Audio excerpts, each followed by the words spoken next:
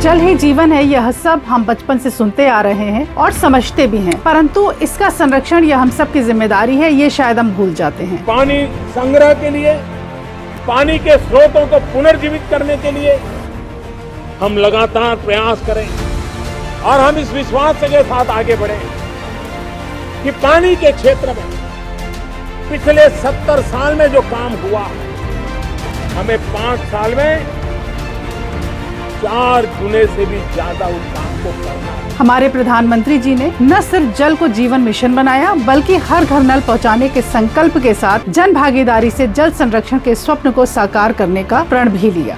माननीय प्रधानमंत्री नरेंद्र मोदी जी ने जल संचय, जन भागीदारी, उसको जन आंदोलन में परिवर्तित करने की बात की थी। अब देखिए कि क्या परिस्थिति थी।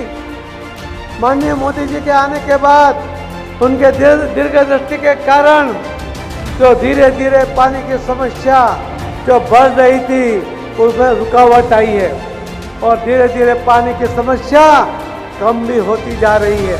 मोदी जी के इसी स्वप्न को मूर्त रूप देने के लिए केंद्रीय जल शक्ति मंत्री श्री CR पाटिल जी ने 23 जून तक 20 लाख से भी अधिक रिचार्ज वेल लगाने का खुद से एक वादा किया और अब तक वो 25 लाख से भी अधिक रिचार्ज वेल का कंस्ट्रक्शन करा चुके। विभिन्न प्लेटफॉर्म से आदरणीय प्रधानमंत्री जी जल शक्ति मंत्री जी की भरपूर प्रशंसा कर चुके हैं। और मुझे खुशी है कि आज ये अभियान हमारे नवसारी के सांसद CR पाटिल जी के नेतृत्व में देश भर में आगे बढ़ रहा है।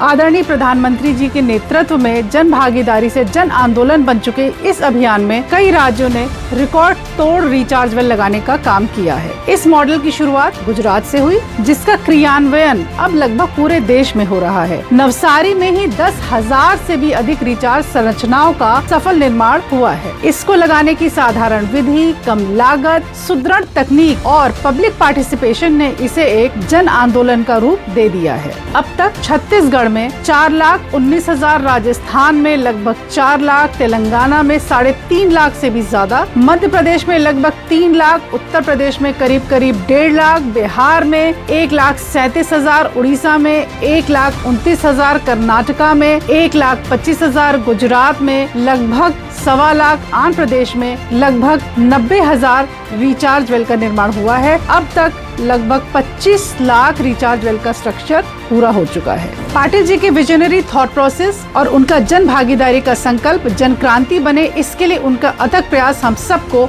यह सोचने पर मजबूर करता है कि बारिश में वेस्ट हो रहे पानी का संरक्षण हमारे आने वाली पीढ़ियों के लिए वरदान साबित होगा। जन क्रांति बन चुका यह अभियान आने वाले 10 सालों में नीचे जा रहे वाटर लेवल को न सिर्फ बेहतर करेगा, बल्कि शुद्ध पीने वाला पानी भी हमारी आने वाली पीढ़ियों को सुलभता से मिलेगा। इसीलिए आदरणीय प्रधानमंत्री जी का कहना है, घर का जल घर में, गांव का जल गांव में और शहर का जल शहर में ही रहे।